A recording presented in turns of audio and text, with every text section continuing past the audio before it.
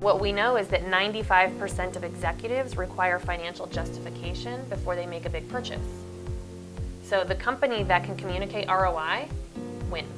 We recently conducted a research report in which we found that the top 40 global telecom organizations are telling the exact same story. They're using the exact same language, the exact same context, and communicating essentially the exact same why us story. We're starting to see organizations utilize different mediums, including video, to help tell their unique story. We're seeing an increase with the number of requests we're getting around corporate identity and corporate message type video assets.